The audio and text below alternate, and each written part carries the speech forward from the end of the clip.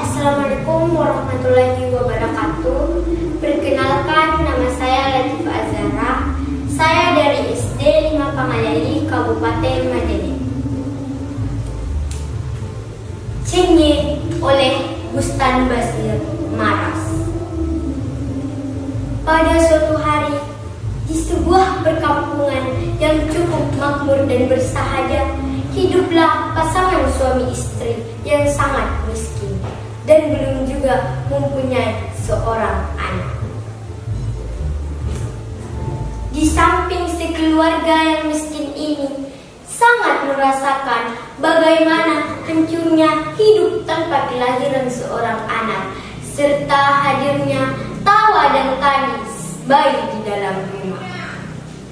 Dalam perasaan yang tidak menentu, akhirnya sang bapak memutuskan untuk berdoa. Oh Tuhan, jika seandainya Engkau memberikan kami anak, maka meskipun harus kubuatkan ayunan dari emas, itu pun juga akan kulakukan.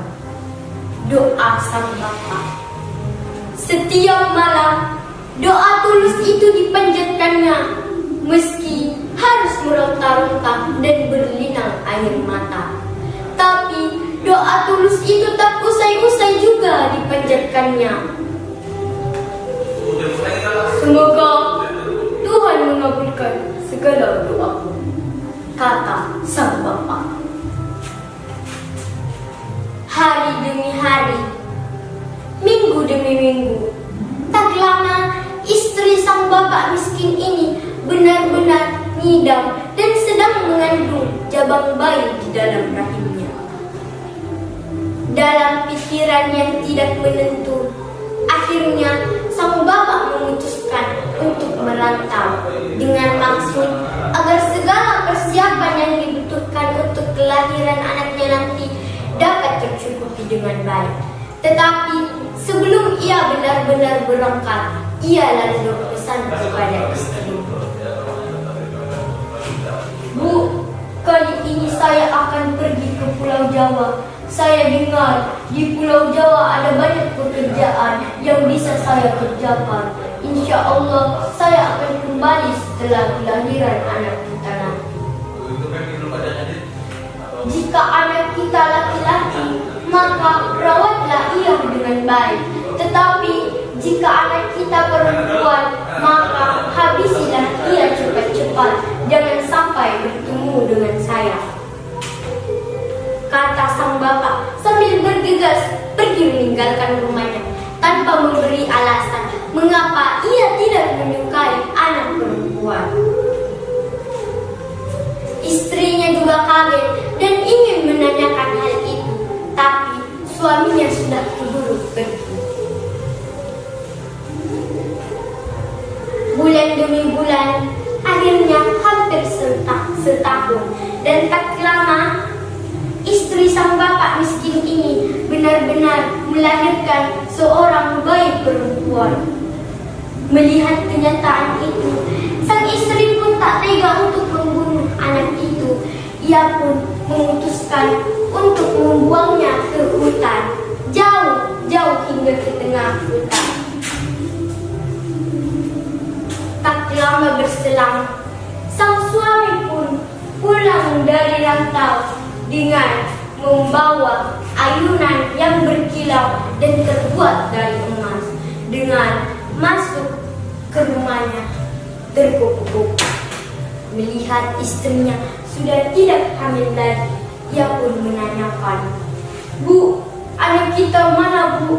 Tanya gembira sang bapak miskin.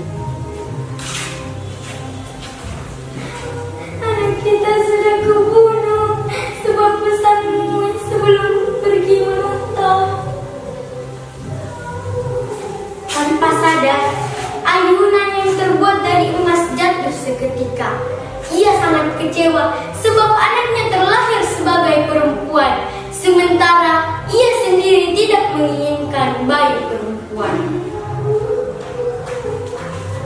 Sejak saat itu, hari-hari yang dilaluinya seperti terhambat dan tidak punya arti apa-apa lagi. Di awal cerita anak perempuan yang dibunuh oleh ibunya, kini tumbuh menjadi gadis yang cantik. Ia beberapa kali mandi di sungai dan kini ia lebih cantik. Ia tahu bahwa ia kini memiliki kedua orang tua. Sebab itu, ia ingin menjelmakan dirinya sebagai burung. Pada saat itu, ia bingung memilih burung yang mana. Ia pun menjatuhkan pilihannya pada salah satu burung yang bernama cenge. Cenge adalah satu-satunya burung yang memiliki bulu serta suara yang menarik. Singkat cerita, ia kini menjelmakan dirinya sebagai burung cenge. Setelah berhari-hari terbang, ia pun sampai di perkampungan orang tuanya. Ia beberapa kali terbang di atas hubungan atap kedua orang tuanya sambil berpesan, Cenge, cenge, inilah aku, anak yang terbuang oleh kedua orang tuaku sendiri. orang tua cenge yang asik bersendawa kini bangkit seperti terusik dengan suara itu. Lalu cenge berpesan, Wahai orang tuaku, aku kini hanya untuk berpamitan sebab aku ingin pergi jauh hingga ke tanah Jawa. tekad cenge kini benar-benar bulat untuk meninggalkan kampung halamannya dan pergi merantau ke tanah Jawa. Setelah berminggu-minggu terbang dan hampir sebulan, cenge akhirnya tiba di Pulau Jawa. Ia terbang rendah di atas lapangan luas. Seekor anak raja selalu memandang ke burung cenge. Ia beberapa kali menyuruh pengawalnya untuk menangkap burung cenge, namun burung cenge terlebih dahulu menghindar. Akhirnya, ia pun memutuskan untuk dirinya sendiri menangkap burung cenge. Namun, burung cenge sudah terlebih dahulu mendekat ke anak sang raja. Dengan mudah, anak sang raja menangkap burung cenge dan membawanya ke istana. Sejak saat itu, sang raja mulai curiga dengan burung cenge karena sejak saat itu cenge ada di istana. Air bak mandi selalu habis, entah mengapa. Minggu demi minggu, sang raja pun mulai curiga dengan cenge. Akhirnya, pada tengah malam dan hampir kesubuhan, sang raja diam-diam mengintip dan melihat seluruh bak mandi terisi penuh. Di situ, burung cenge melepaskan bulu-bulunya atau sayapnya karena ia ingin mandi. Diam-diam burung cenge melepaskan sayapnya dan mulai mandi seperti tidak ada yang melihat. Sang raja pun yang melihat burung cenge seperti tak bisa keluar kata-kata satu kata pun. Cenge yang asik mandi. Setelah habis air mandi, setelah bak mandi itu habis, cenge pun memasang kembali bulu-bulunya. Sang raja pun langsung masuk.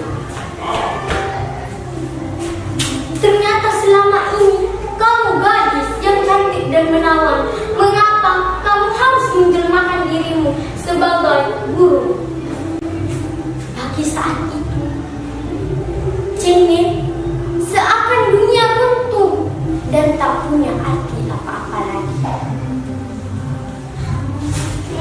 Maaf Tuan, aku menjelmakan diriku sebagai burung karena aku dilahirkan ke dunia ini sebagai anak perempuan yang ternyata tidak diinginkan oleh kedua orang tuaku.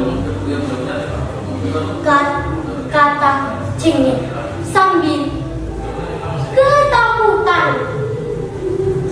Kata-kata cengeng atau jawaban cengeng menyilai hingga ke hati raja. Akhirnya sang raja pun memutuskan untuk menikahkan cengeng dengan anak sang putra mahkota, yaitu anak sang raja. Besok lusa pernikahan pun digelar dengan musik yang haru, tangis dan tawa. Mereka semua lewat. Raja mengundang banyak burung-burung dan singkat cerita, dan anak sang raja pun menikah dengan burung cengeng.